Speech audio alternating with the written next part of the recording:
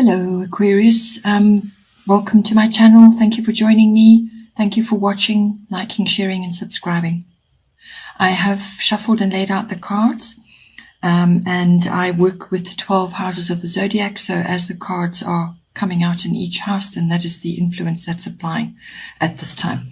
So with the first house, we have water element, which is sensing. The first house is everything to do with the body. So this is yourself, your appearance to others, what you're projecting outwards to others. It's also your physical body, your vitality, your self-oriented interests, and your personality and your characteristics which others are seeing in you. So if you want to look at it this way, that would be your ascendant up until a certain point in life, and then your sun sign takes over in any case. So if you want to investigate that, you can. But with this influence coming into your first house, what it's indicating is you need to just go with the flow at this time. So whether this is a new gym routine that you're doing, or just the way you are conducting yourself with others, how you are mixing, with others in the world, how you're making your way in the world, just how you're presenting yourself to others at this time. So what it's indicating is that you need to go with the flow at this time. Just follow your feelings and your deep knowing.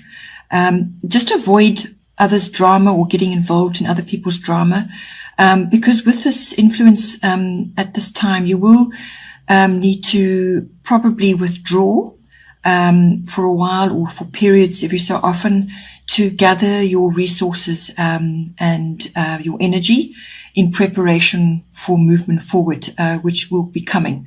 So it's a kind of time of sort of just sitting back. You're still involved with things, but you just need to protect your energy a little bit and store up because you're going to need it later on. So don't let others take advantage of you during those quiet times, or if they're perceiving you as sort of not being overly dynamic at this time. Just don't allow them to take advantage of you. You may also have to work alone for now, depending on what kind of work it is you do, but you may just need to spend time alone. You could also just be having really low energy, just not feeling like you want to get involved in too much.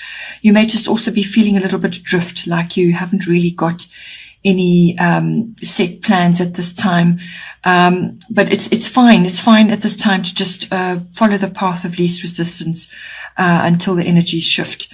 So this could just be a period that you need to go through periodically in between bouts of getting busy or doing other things. Just pull back, spend a bit of time alone just to gather your energy. This is also quite a good time for artistic endeavors. So whether you like to write, or you're involved in music, or there's art, water is also indicated. So it may be a good time to visit water places, bodies of water, recreational activities which enhance your artistic side or your creative side are indicated. Now that is a theme that comes up a number of times in your chart. So it's something definitely worth pursuing. You may not necessarily be artistic yourself, but you can still be creative with what you're doing, or how you are, what you say, how you dress, your home, and so on. But it could also be that you could be enjoying artistic activities. So this could be visiting the arts, so galleries, ballet, concerts, things like that, and you're going to get a lot out of that. Then in the second house, we have Cancer, I feel. So your second house is your house of money, your income that's coming in. It's also the house of possessions, what you own. And it's also your house of self-worth and your values, your actual value systems, what you really put above, what's important to you. So with Cancer, I feel coming in there. Again, this is another feeling card. It comes up a number of times. It's about what do you feel. So in any one of those areas, you need to trust your inner wisdom and sensitivity. Use your intuition at this time. There's also, if you are a feminine, then it's about harnessing your feminine wisdom or your woman's wisdom, or if you are a masculine, it's about harnessing that the more receptive side of the feminine nature, and bringing that into your daily life. There's also, with this card coming in, there's going to be cycles of things. So things are going to be going in cycles. So you may have flow one month and then not the next, or 1 week things are flowing, they're up, and then the next minute they're a little bit down. So you just got to be able to build a bit of resilience and learn to ride those waves. But it's a very imaginative and creative aspect to be having. And this could also be coming into how you earn your income, or ways of earning income. And this could be writing, art, music. All of those emphases are coming in again, and they've already mentioned in your first house. So if you have any of those sorts of investments, or sort of you're interested in that, or you actually are busy doing that, producing art or writing, or involved with music and the film industry, then this comes in for you. Again, withdrawing periodically to center yourself. This comes in with this card. It's about spending a bit of time alone just to reorientate yourself, and get your energies together. There is a feminine emphasis with this card. So whether that affects you in some way, or it's about harnessing that inner feminine side. This card also brings in nostalgia and memories and the past. So something may come back to you, or you may be working on something which has roots in the past, and it may be bringing income in for you, or it could just be to do with your self-worth and your values, harnessing the inner feminine, or just focusing on that feminine side, being more receptive and so on, and just really just harnessing your intuition in whatever way it affects you. Then in the third house, we have the earth element, stability. Your third house is everything to do with your communication, how you communicate. So that can be verbally, written, and it's also your body language. And this can be in any way, shape or form. It could even be with social media. So this house also covers documents and contracts of all kinds. So with the earth element stability coming in, it means that's bringing in stability for you, or you may just be feeling quite stable at this time, or you may need to bring the stability in. So with this, what it's asking you to do is to make sure that you stay grounded. You need to be, your roots need to be really firm and really strong in the soil so that you can stand firm. This is also about, since this is to do with communication, this is also to do with the words that you use. Your words are going to be very important at this time, because it's about planting. So it's words that are nurturing. You're going to be planting certain things, and it's with the intention of whatever it is that you're doing will grow. So think of it from that point of view, because whatever you're saying to yourself and to others is going to be important. And make sure that what you are saying to others, or what the words that you are using, are grounded, are nurturing, and are going to bring you good results later on. It's about being practical, and using your wisdom. It's also about being methodical, and sticking to what works. So as I said, this affects all forms of communication. It also covers documents and contracts. So you need to take your time with whatever it is that you're doing, and really ground yourself. You need patience with this card as well, because things are not going to happen overnight. As I said, it's about planting, putting seeds down, and then nurturing them and to grow. And it's also a very good time to make good contacts. The people that you're going to meet during this time could be very, very helpful to you. And so what you say to them, how your discussions, your conversations with them, and the exchange of documents and contracts with them, however it's coming for you. But these are going to be powerful contacts that you can make, which will really be solid contacts for you to have. So, you need to nurture those as well. The other side of this card could also be to avoid stubbornness, being overly stubborn, and inflexible in your attitude, It could also be letting go of fears which may be keeping you stuck. materialistic fears. This could be it, or just fears in general of moving forward on something because of, you're enjoying, it's like being in a comfort zone. You're stuck there, Also, the third house covers trips. This is local trips, short trips.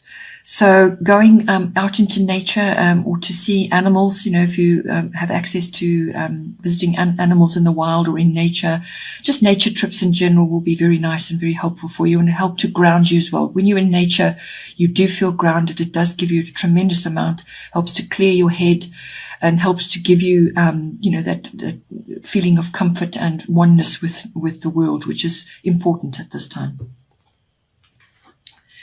Then in your fourth house, we have Black Moonilith Mystery. So your fourth house is to do with your physical home, your actual, the bricks and mortar or whatever it is that your home is constructed from, whether you're in a flat or a house or shared circumstances.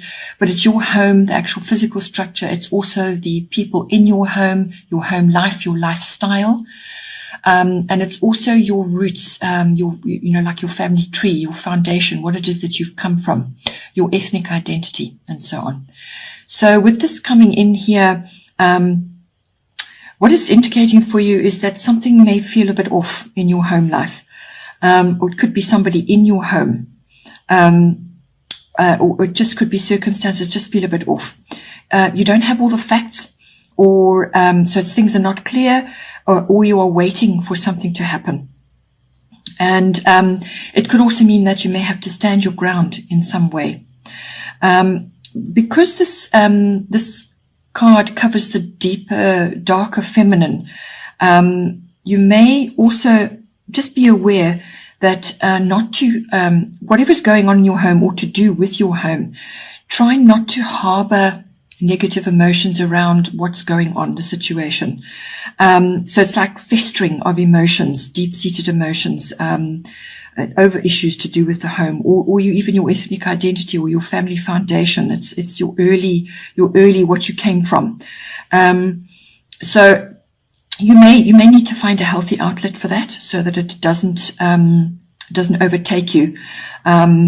And drag you down into, sort of darker feelings of bitterness and envy, or almost like vengeful or rebellious attitudes and things like that. It's just emotions really that stem from some sort of fear or something that's unknown. It could also be that there may be control issues in the home between people in there. Just something's off, something's not right. So you may just have to take action and deal with that. But it could also be just that you may need to stand your ground in some way as well. But just be aware that could come up in your home life. Then in your fifth house, we have Moon Soul, another one of the watery feeling cards. So your fifth house is everything to do with your children, if you have children or children that you're associated with. It's also the house of creativity. Your creativity could be your children's creativity. And it's also the house of love affairs and the house of all forms of recreation. So that could be any kind of activity. It's normally fun activities. It could also be sports. It can bring in gambling. There's all that comes into it as well. But with the moon card coming in there, this is about following your gut feelings, to do with any one of those aspects. It's also that emotions may be high. You may just be feeling emotional or very sensitive. It's about being receptive as well, because this is got a feminine influence in it. So either you are feeling like that, or it could be that your children are going through a phase of feeling like that. This card also brings a strong female or mother influence, or female or mother issues into your with your children, or it could be in some sort of a love affair, and there's a strong feminine or mother influence in there. It just depends how it comes in, but there's a strong female or feminine influence with this card. Pregnancy can also come in. So if you are hoping to fall pregnant, or you are trying for, to fall pregnant, this may assist you at this time. But it's also about moodiness and feeling restless. I'm going through cycles of the moon. So possibly there are female issues that need attended to, possibly with your children, or as I said, could be in yourself. But it's going to come out in any one of those areas. It could also be a secret affair that is coming up for you in some form. The moon also brings in crowds and fame. So this could be something to do with, again, your children or some creative endeavor you're working with, or it could be an activity like a sports activity that either you or your children are involved in, and there are lots of people involved, and there's a bit of fame going on, or just exposure on a much bigger scale than what you have previously had to do with. Again, the arts, imagination come in with this card strongly. So either you or your children could be involved. Possibly there's some kind of activity which you're involved in is now getting traction. Food and culinary comes into this as well. It's also about dreams. Your dream life may be important, or your children's dream life, or just your own dreams or your children's dreams may be important at this time. Just be aware that under the moon's influence, sometimes things just may not be 100% clear. Like the cold light of day is not shining on it right now. So that could also be coming, and that could be coming in on a love affair as well. Things may not be 100% clear. So all of those feelings are going on. The moon is also about your habits, your children's habits, or it could be the habits of a love affair. With the moon also, it's about creating an environment of feeling safe and nurtured, but not smothering. So bear that in mind with your children, and bear that if it's a love affair is appropriate for you at this time as well. Then in the 6th house, this is your house of work, your workplace, your work colleagues, and mastery of your craft, whatever it is that you want to specialize in, or something that you're busy working on currently, some sort of project or some kind of personal, interest that you have, which is craftsmanship. It's something that you're trying to gain as much knowledge about. This house also covers your health and your diet, and it's the house of pets as well. So with Aries, I am coming in there. With any one of those areas, it's about, but I feel particularly work focused because that's coming in later as well. This is about pushing forward on something. But it's when we say push forward, this is not aggressive, rash action. The best way to deal with this energy is to take measured action, disciplined action. But it's got to be focused, and it's going to require your determination, which you should have with this card in that house. It's also no nonsense, straightforward approach, no game playing. It's an ambitious card. You may also in your workplace have a bit of competition, or you may have to defend yourself in some way, or you defend what it is that you've done or are doing, or the course of the work that you're taking.